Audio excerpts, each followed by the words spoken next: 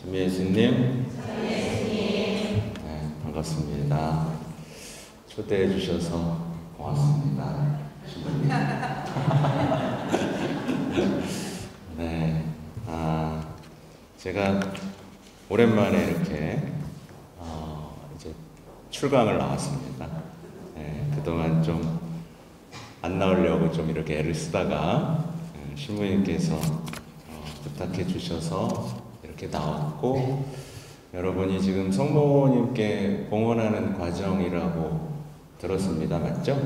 네. 그럼 성모님에 대해서는 많이 배우셨죠? 뭐야? 아무튼 제가 아까 와서 고해성사를 이렇게 하면서 사실은 이대로 해야 되나 말아야 되나 라는 이런저런 생각이 들었습니다. 왜냐하면 여러분이 느끼는 어떤 삶의 무게감들, 그 안에서 신앙으로서의 해법을 좀 찾기 어려워하는 많은 상황들, 이런 것들에 대한 얘기를 들으면서 제가 과연 오늘 여러분에게 어떤 말씀을, 주님의 말씀을 어떻게 전할 수 있을까를 무척 고민하게 됐는데요. 그래도 뭐 좀 준비해 온 게 있으니까 이것을 중심으로 좀 이야기를 딱딱하지 않게 여러분의 이야기와 함께 풀어보고 싶네요. 말하자면 사실 오늘의 제 강의 주제는 뭐 예를 들면 이런 거죠. 왜 성모님께 봉헌을 해야 되는가? 왜 성모님이어야만 하는가? 뭐 이런 봉헌하면 뭐가 좋은가? 이런 주제로 해야 되는데, 사실 제가 이 봉헌 강의를 여러 번 다녔지 않습니까? 네, 저 잘 모르시는 분도 있죠? 네, 뭐 몰라도 됩니다. 뭐. 봉헌에 대한 얘기를 하다 보니까 제가 결국에는 신자분들의 내면에는 어떤 질문이 있는가에 대한 것들을 마주하는데, 결국에는 이 자리에 온 이유도, 봉헌을 한 이유도 사실은 밑바닥에 깔려있는 질문 하나가 있는데 이거예요. 나한테는 왜 신앙이 어렵지? 약간 이런 질문들이 많이 있습니다. 왜 그 좋다는 신앙, 그 아름답다는 신앙, 모든 것을 바꿔주고 치유하고 해방시켜주고 나를 새 사람으로 바꿔준다는 그 신앙이 왜 나한테만 작동을 안 하지? 약간 그런 질문 때문에, 또 이런 신앙생활 한다면 이런 나쁜 생각들도 좀 사라지고 내적으로 좀 자유롭고 충만해지고, 그죠? 더 큰 사랑을 할 수 있게 되고 선과 악을 분별하고 모든 상황에서 내가 성령을 따라 바른 선택을 하면서 더 나은 아름다운 인생, 영혼을 위해서 태어난 내 인생을 아름답게 갖고 나갈 수 있었는데 왜 나는 이 모양이지? 약간 이런 질문들. 왜 하나님께 대한 신뢰와 사랑이 깊어지지 않을까? 왜 나는 겸손해지기는 커녕 시기, 질투, 허영, 이것을 넘어서 어떤 공허, 이런 것들이 왜 내 삶을 자꾸 갉아먹고, 어떤 희망의 사람, 평화의 사람, 어떤 주님의 제자로서의 어떤 멋진 그리스도인의 삶의 모습들이 왜 나에게선 찾아볼 수 없을까? 뭐 이런 생각들을 하시는 분들이 생각보다 많더라고요. 그래서 이것도 해보고 저것도 해보는 거예요. 이것도 해보고 저것도 해보고. 아마 여러분 이것저것 좋다는 거 다 해봤을걸요? 그죠? 마치 옛날에 어르신들이 몸에 좋다는 건 다 먹어보고 근데 건강해지지 않는 체험들을 했던, 그래 예전에 우리 한국 사람들 곰 쓸개도 막 먹었잖아요. 살아있는데 막 쭉쭉 빨아먹었잖아요. 그죠? 좋다는 건 다 해봤는데 뭔가 내 삶에서 작동하지 않는다는 어떤 그런 막막함 속에서 어쩌면 이 봉헌 프로그램을 하신 분들도 있을 것 같아요.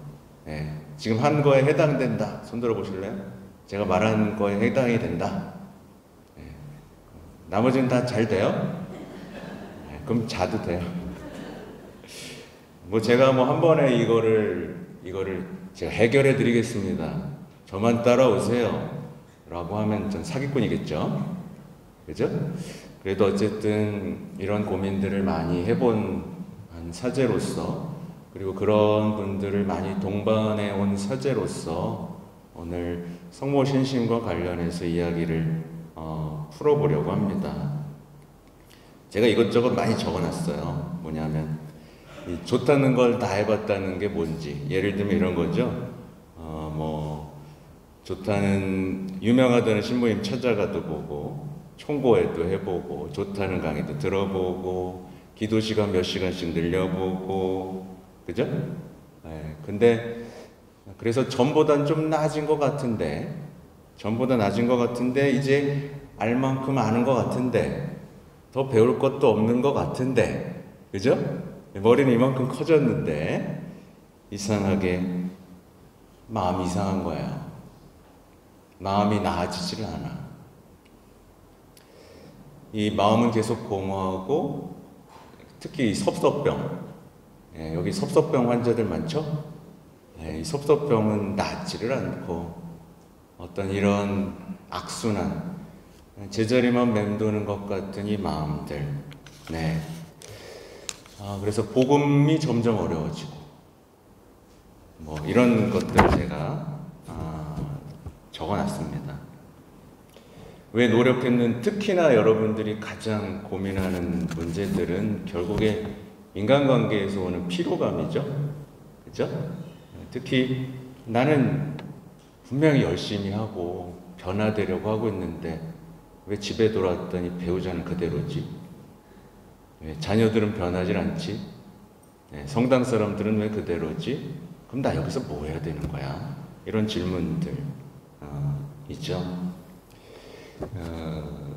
근데 이제 성모님에 대한 얘기를 하기 전에 제가 그런 분들하고 이제 만나서 어떤 그 삶을 진단해 보면 대부분 너무 지쳐가지고요. 뭐가 없는지 아세요? 뭐가 있냐면 마음 깊숙한 곳에 사실 하느님에 대한 깊은 불신이 이렇게 뿌리 내리고 있는 경우들이 대단히 많습니다. 네. 기도는 하는데 불신 속에서 기도하는 거야. 이거 해도 안 되겠지? 어차피 안 돼. 그리고 희망도 없죠. 그러니까 아쉬움만 가득한 거예요. 신앙생활이 아쉬움만 가득해요. 물론 하느님에 대한 그리움이 커요. 빨리 좀 오셨으면 좋겠다. 근데 그게 사랑으로 채워지지가 않으니까 약간 이 절망적인 슬픔도 같이 차오르는 상태인 경우들이 많이 있어요. 그죠? 그래서 이 상태에서 나는 왜 하나님을 하고 거리가 좁혀지지 않지?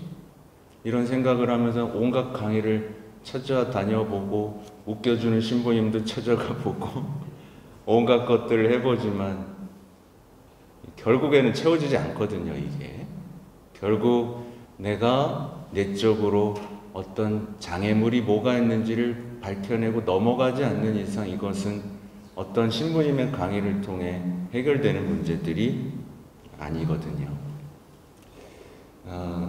근데 이제 여기서 더 솔직한 얘기들이 하나 더 있습니다. 안 된대요, 막. 나는 왜 안 되는지 모르겠대요. 근데 이제 솔직하게 이제 서로 얘기를 나눠보면 그 사람 마음 안에 뭐가 또 도사리고 있는지 아세요? 나도 한번 잘 살아보고 싶다. 나도 남들처럼 좀 좋은 집, 좋은 차, 떵떵거리면서 살고 싶은 욕망들이 있더라고요. 그죠? 그리고 복음을 따르는 것보다 좀 편안한 삶을 원하는, 그죠? 이런 것들에 대한 내면의 어떤 욕망 욕망들도 있고, 성당에 오지만 복음을 따르는 건 맞지만 그래도 편하게 살고 싶다라는 게 또 밑바탕에 깔려 있죠. 그래서 되게 인간이 복잡하죠, 그렇죠? 네, 복잡합니다. 그래서 이제 봉헌에 대한 얘기를 할 건데요. 사실은 봉헌, 봉헌에 대한 강의 많이 들어보셨을 거예요. 그래서 봉헌을 하면 이렇게 된대. 어떤 은총이 주어지는데, 특히 7가지 은총이 주어지는데 성모님께 봉헌을 하면 이런 얘기 많이 들어보셨을 거예요. 그렇죠? 근데 이제 봉헌은 사실은 뭔가를 얻기 위해서 하는 게 아닙니다. 그죠? 너무 쉬운 얘기죠? 그럼 봉헌은 어떤 사람들이 하죠? 봉헌은 회심한 사람들이 성모님과 예수님한테 사랑에 빠져서, 그래, 이제 내 온 삶을 봉헌하고 싶다 라고 하는 사람들이 하는 거예요. 맞죠? 그죠? 근데 우리는 사랑에 빠지지 않은 상태로, 야, 봉헌하면 그렇게 좋다며, 봉헌하면 은총이 그렇게 쏟아진다며. 그죠? 그래서 이제 전후가 좀 바뀌어 버린 거죠. 사실은 진짜로 제대로 하려면 성모님에 대한 신심이 커져가지고, 성모님, 엄마에 대해서 제대로 이해하고 그 커져서 나타나는 외적인 예식으로 하는 게 봉헌인 겁니다. 그죠? 맞죠? 물론 꼭 이런 과정을 거치지 않더라도 먼저 봉헌을 한 다음 성모님에 대한 깊은 신뢰와 사랑이 생겨서 해가 가면 갈수록 이젠 정말 엄마 다 드리고 싶어요. 이렇게 드리는 어떤 신뢰와 사랑 속에서 봉헌하게 되는 경우들도 드물지 않게 있는데, 사실은 그렇지 않은 경우들이 더 많더라 라는 겁니다.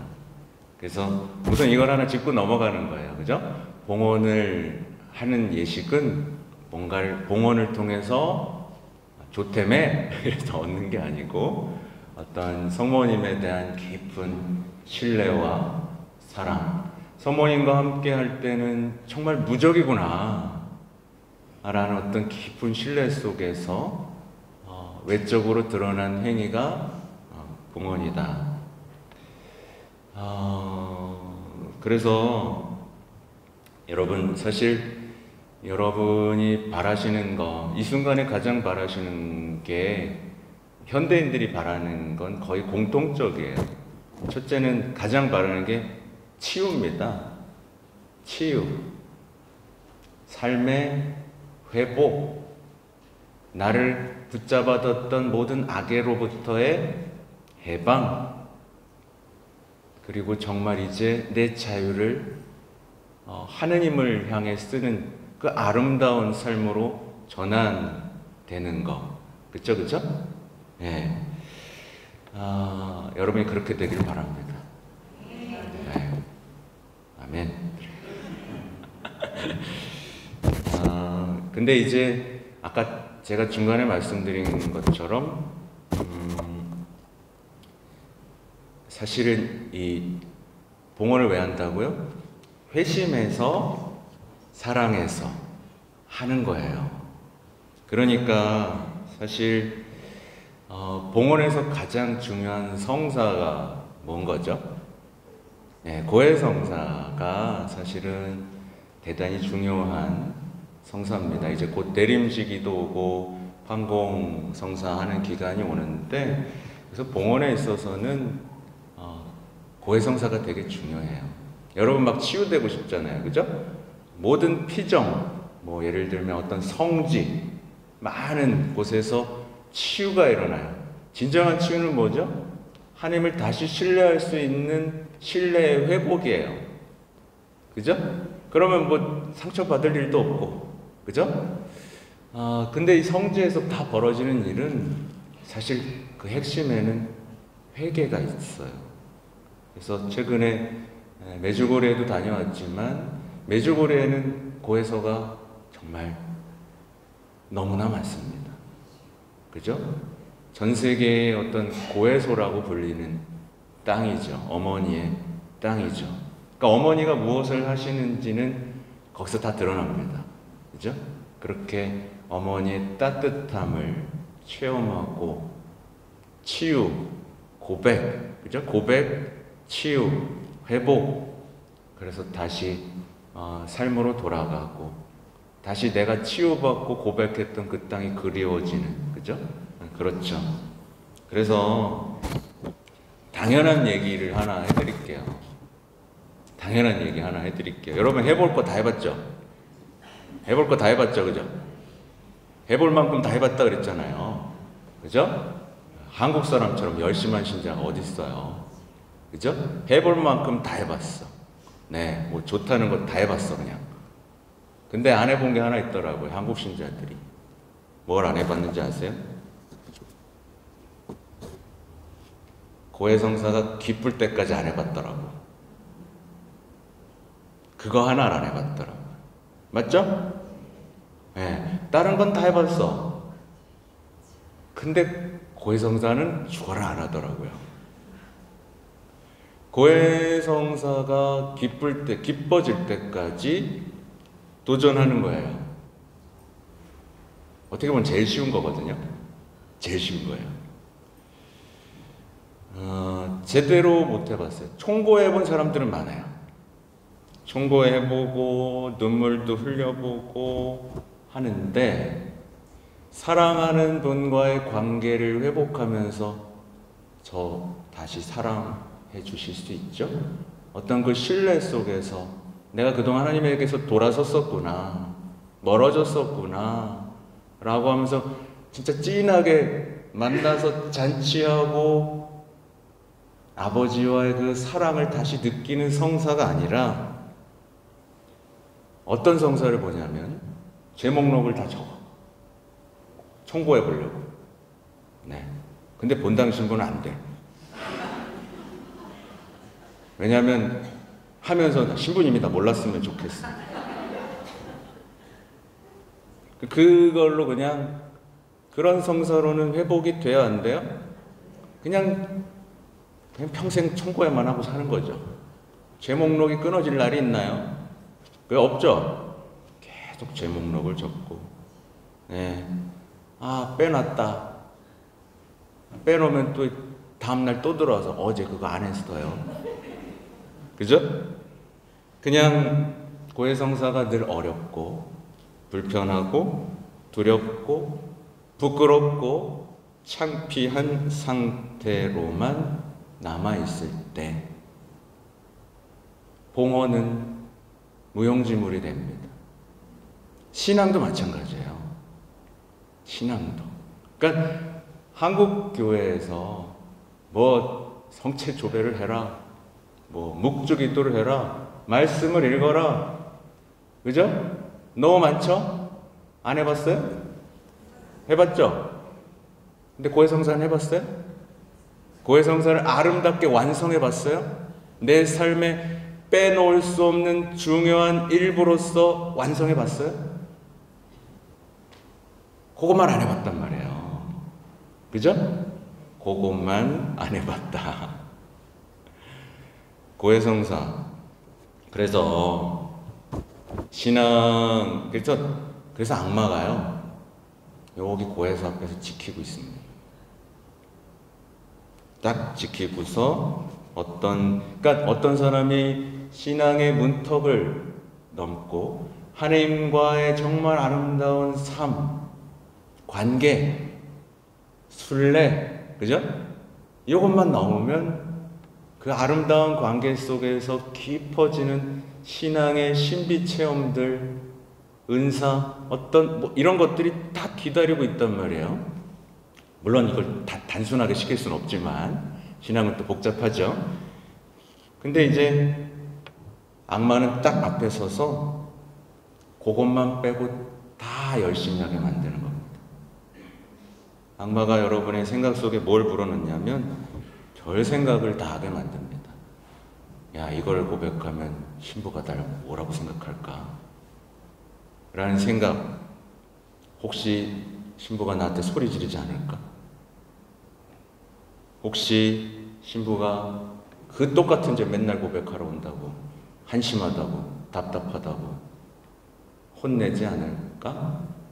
그런 생각들을 계속 주입시키는 거예요. 그래서 결국에는 맨날 짓는 죄인데 뭐하러 고백해? 이렇게 만들어버리고, 또 죄졌네. 성사 봐야지. 사는 게 죄인데. 그죠? 그러면서 신앙에서 고해성사는 이제 골칫덩어리가 되는 거죠. 영성체를 하기 위해 고해성사를 그냥 하는 거예요. 주일 빠졌어. 또 죄졌어. 영성체 해야 되는데. 영성체 안 하고 혼자 앉아있으면 좀 부끄러운데. 그냥 아무것도 아닌 거죠. 그 아름다운 성사가. 복음에서 가장 아름다운 장면이 뭐죠? 여러분 생각할 때 죄인과 예수님이 만나서 한 죄인이 인생을 바꾸고 예수님의 제자가 되는 장면이 가장 아름답잖아요. 맞죠? 그래서 그 아름다운 장면들이 다 적혀 있죠? 근데 우리 고해성사는 어때요?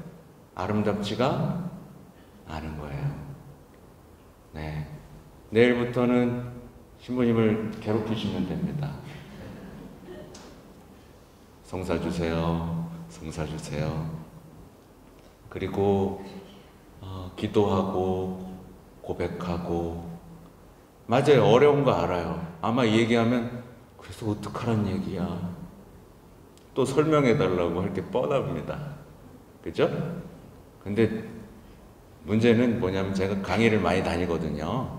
근데 설명만 해달래. 하진 않더라고. 그러니까 여러분의 몫이에요. 여러분의 몫입니다. 그래서 이제 성모님 얘기를 좀 하면서 마무리. 잠깐만, 몇 시까지? 아무튼 성모님, 그러니까 저는요, 제가 이제 고해성사를 아름다운 관계라고 말씀드렸잖아요. 저는 이제 봉헌을 조금 이제 새롭게 정의를 해본다면, 새롭게 정의를 해도 돼요. 왜냐하면 봉헌이라는 건 세례갱신하고도 비슷하잖아요. 세례갱신이라는 건 뭐예요? 세례갱신이라는 건 이 시대에 걸맞는 예수님의 제자로서의 삶이 무엇인지 다시 한번 깨닫는 과정. 이거거든요. 그래서 봉헌이라는 건 제가 봤을 때 좀 좁게 정의를 해보자면 성모님이 누리신 하느님과의 아름다운 관계 속으로 용기 있게 뛰어드는 거라고 저는 정의를 해보고 싶어요. 별로 멋이 없나 봐요. 멋없어도 돼요. 그냥 이것만 기억하세요. 나도 성모님이 누리신 아버지, 성령, 예수님과의 그 관계 속에 나도 들어가고 싶다. 들어가고 싶죠? 이게 봉헌을 새롭게 정의한다. 사실 성모님은 원죄가 없으셨죠, 그죠? 원죄가 없다는 건 뭐예요? 그러니까 우리는 죄에 대해서 어떤 목록에 익숙한데 죄가 없다는 건 하나님과의 관계에 걸림돌이 하나도 없다라는 얘기예요. 마치 여러분의 자녀가 어렸을 때 여러분의 품에서 누리던 그 관계, 그죠? 얼마나 아름답습니까? 그죠? 똥 좀 싸면 어떻고, 좀 울면 좀 어떻고, 밖에 가서 사고 치면 좀 어때요? 괜찮아. 그리고 안아주고. 둘 사이의 관계가 걸림돌이 있어요? 없어요? 요즘엔 있더라. 근데 속상해요. 그죠? 걸림돌이 없습니다. 정말 충만하고 완전하고 서로에게 활짝 열린 그 사랑. 그래서 제가 오늘 미사 중에 그걸 떠올려 보라고 말씀을 드렸어요. 성모님이 봉헌할 때 몇 살이었죠? 3살이었, 그죠? 얼마나 아빠가 좋았으면 스스로 봉헌했겠어요. 거침이 없죠? 올라가서 막 춤췄다 그러잖아요. 이 어린 소녀가 아버지하고 누렸던 이 사랑을 한번 떠올려 보세요. 그리고 이 10대 소녀, 잉태하실 때, 예수님 잉태할 때 10대 소녀였죠? 이 10대 소녀가 성령 하느님과 누린 그 진한 사랑의 관계를 한번 떠올려 보세요. 얼마나 풋풋하고 아름다웠을 것 같아요. 그죠? 척하면 알아듣고 배필이었으니까. 그리고 예수님과의 관계는 뭐 말할 것도 없죠. 네, 10대의 엄마가 된 어린 소녀가 자신이 낳은 아들과 누렸던 이 관계를 한번 떠올려 보세요. 네. 그러니까 굉장히 구체적인 얘기를 제가 드리고 싶은 거예요. 그래요. 앞에 있는 얘기 다 잊어버려도 돼요. 결국에는 이 모든 어떤 교회 가르침에서 최종적으로 항상 듣는 얘기 뭐예요? 하나님과의 인격적인 만남 얘기 맨날 듣죠? 그죠? 인격적인 만남? 근데 그 최고의 모범이 저는 성모님이라고 제시를 해드리는 거예요. 이렇게 성모님처럼 하나님 아버지의 관계가 구체적으로 내 삶에서 뿌리 내려야 됩니다. 정말 아버지라고 느끼면서 아빠한테 다 드려도 아빠는 하나도 안 가져가시고 다 나를 위해서 준다는 거, 이 신뢰. 성령 하느님께서는 정말 날 떠나지 않고 내가 고민을 할 때 보호자, 인도자, 어떤 주님의 모든 것, 사랑 이런 거잖아요. 우리가 부족한 게 있어요, 없어요? 관계를 누릴 때 필요한 언변, 지혜, 뭐 은사는 뭐 말할 것도 없고, 사도들 힘들 때 어떻게 했어요? 어디로 가야 될지 다 알려줬고, 그죠? 그 충만한 관계에서 오는 이 열매들, 그리고 예수님하고 생각해 보세요. 예수님과의 관계, 구체적인 예수님과의 관계, 예수님과 함께 살면서 정말 모든 것을 공유하고, 그죠? 뭐 이제 광야에서 뭐 세례도 받고 유혹도 당하고, 그죠? 이렇게 했던 모든 관계 속에서 동반하면서 성모님이 느꼈을 그 관계들 말이에요. 그래서 봉헌이란 저는 그래요. 개인적으로 제가 성모 신심, 제가 누리는 성모 신심에 대해 말씀드린다면 저는 그냥 성모님 곁에 꼭 붙어 있는 겁니다. 그리고 성모님 곁에 딱 붙어가지고 성모님이 누리신 관계를 배우는 거예요. 그거 어떻게 하는 거예요? 성모님, 어떻게 그렇게 아버지랑 잘 지내세요? 어떻게 그렇게 예수님하고 이게 없어? 거리감이 없어요? 성모님은 어떻게 성령 하나님하고 완전히 하나가 되셨죠?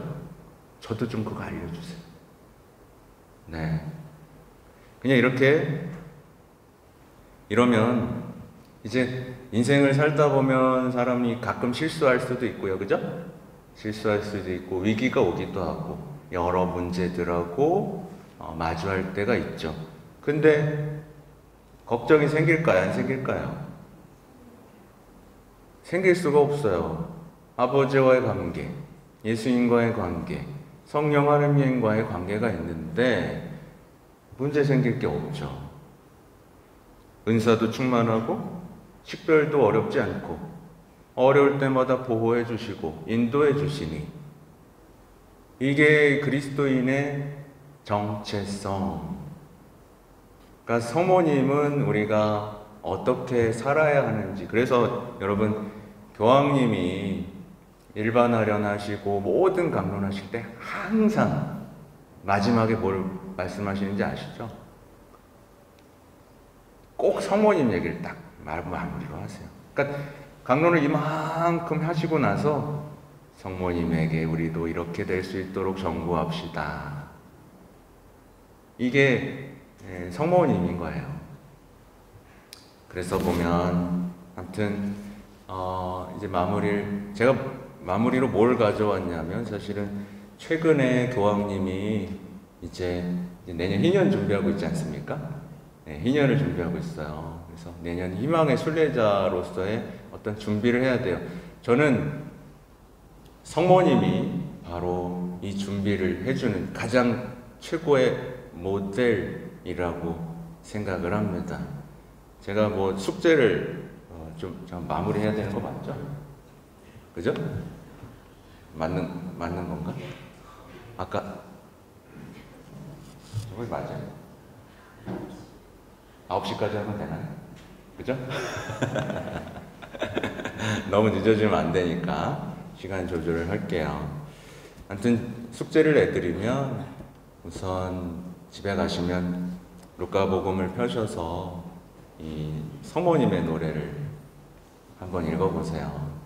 그리고 그 안에서 얼마나 큰 신뢰와 사랑을 나눴길래, 그래서 여러분에게도 좀 큰일을 하셨으면 좋겠어요. 주님께서 나에게 큰일을 하셨기 때문입니다라고 여러분도 노래할 수 있어야 돼요. 네, 하나님은 거짓말쟁이가 아니고, 그죠? 그리고 뒤에 나오는 이제 어떤 예언들, 성모님이 봤던 세상, 성모님이 발견했던 하나님 나라, 여러분도 발견하실 수 있어야 돼요. 그래서 보면 성모님이 항상 가지셨던 그 신뢰, 사랑, 희망, 평화, 이런 것들이 여러분에게 가득했으면 좋겠고, 제가 다 읽어드릴 수는 없지만 가져온 게 교황님이 희년을 선포하시면서 발표한 칙서가 있어요. 그리고 그 다음에 최근에 지금 교리교육 중에 성령에 대한 말씀을 하고 계세요. 근데 이 성령과 성모님에 대한 얘기를 하시면서 이런 얘기를 하세요. 성령께서 교회 안에서 이루시는 성화 활동에는 여러 가지 방법이 있습니다. 하나님 말씀, 성사, 기도입니다. 이 가운데 특히 중요한 것이 바로 마리아 공경입니다. 이게 며칠 안 된 거예요. 3주 전에 하셨던 교리교육이고, 그래서 성모님에 대한 신뢰를, 성모님께서는 성령께서 이루시는 성화 활동의 도구가 되십니다 라고 하면서 성령의 배필에 대해서 설명을 하셨어요. 그러니까 의심하지 말라는 얘기를 하는 거고, 특히 왜 지금 성모님이 필요하냐라고 하냐면 이 시대가 지금 우리가 불쌍한 처지에 놓인 시대라서 그렇다라는 거예요. 우리는 지금 희망을 잃었어요. 교회는 늙어가고 있고 복음 선포에게는 막힌 것만 같고, 그렇죠? 우리 신앙은 어떤 뜨거움, 활기를 잃어간 것 같죠. 그래서 이때 누구와 기도해야 된다? 성모님과 함께 기도하면서 높은 데서 오는 힘을 기다려야 한다. 이 이야기를 하셨고, 그 다음 마지막으로 드리고 싶은 얘기는 이거예요. 이제 시노드가 끝났어요. 시노드가 끝나면서 이제 신하들의 최종 문서가 나왔습니다. 네, 여러분 시노달리타스 해봤어요? 해봤죠? 좋았죠? 잘 모르겠어요? 네, 감이 잘 안 잡히죠? 네, 그게 솔직한 답이에요. 지금 교회는 대단한 변화를 겪고 있습니다. 그래서 신부님들도 이 변화를 적응이 지금 잘 안 되고 있어요. 지금 이 답답했던 교회의 쇄신을 시노달리타스로 하고 있는데, 이게 뭔지 지금 감도 잘 못 잡는 신부님들도 많을 정도로, 마치 2차 바티칸 공의회 때 신부님들이 많이 옷을 벗었어요. 적응이 안 돼가지고. 지금도 지금 그런 시대인데, 아무튼 그 마지막 7종 문서에서 동정 마리아 성모님에 대해 이렇게 표현하세요. 동정 마리아는 실제로 경청하고 기도하며 묵상하고 대화하며 동반하고 식별하며 결정하고 행동하는 교회의 모습이다. 우리는 성모님께 경청의 기술, 하나님의 뜻에 주의를 기울임, 하나님 말씀에 대한 순명, 가난한 이들의 필요를 알아차리는 능력, 길을 나서는 용기, 도움을 주는 사랑, 찬미의 노래, 성령 안에서의 기쁨을 배운다. 여러분이 저는 말씀드리고 싶어요. 이게 신앙입니다. 근데 우리가 그동안 해왔던 신앙은 뭘로 오염됐느냐?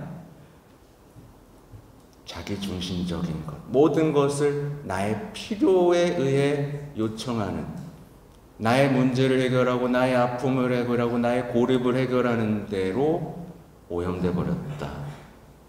그래서 그러다 보니까 교회도 고립됐죠? 그죠?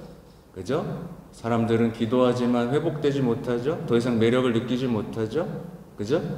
지금 이 변화의 시기에 있고, 여러분이 제가 지금 읽어드린 성모님의 이 이야기들, 성모님이 그러니까 여러분 무슨 일이 있을 때, 제 고해소에서도 몇 명 말씀드렸는데, 여러분이 겪는 지금 모든 어려운 상황 있죠? 이 어려운 상황 속에서 성모님은 여러분에게 무슨 얘기를 해주시고 계시고, 성령께서는 여러분에게 어떤 지혜와 은총을 주고 계신지를 귀를 기울일 수 있으면 좋겠어요. 여러분의 할 말을 줄이고 예수님, 하느님, 성령께서 여러분에게 무슨 얘기를 해주시고 어떤 사람으로 만들어주고 싶은지에 대해서 마음이 열린다면, 좀 힘들 거예요. 근데 자꾸 또 자기 중심으로 고립되는 어떤 신앙의 길을 선택하고 싶어질 거예요. 그게 편하니까. 묵은 포도주 먹으면 안 됩니다. 새로운 포도주. 지금 나에게 요청하시는 신앙, 이 시대에 나를 통해서 하고 싶으신 일들. 그래서 이제 앞으로의 교회 여정에서 너무 막 복잡한 얘기를 쏟아내죠, 그죠? 제가 시간이 없어서 마무리 짓는 거예요. 그러니까 내년 희년이에요. 희년. 봉헌하셨으니까 희년을 한번 성모님 곁에 꼭 붙어서, 성모님, 저 희망이 뭔지 몰라요. 잘 모르겠어요. 희망의 순례자라고요? 잘 모르겠어요. 근데 엄마가 희망의 어머니인 건 알아요. 그래, 옆에 붙어 있을게요. 그리고 어머니가 가시면 나도 같이 갈게요. 붙잡지 않을게요. 옆에서 계속 걸을게요.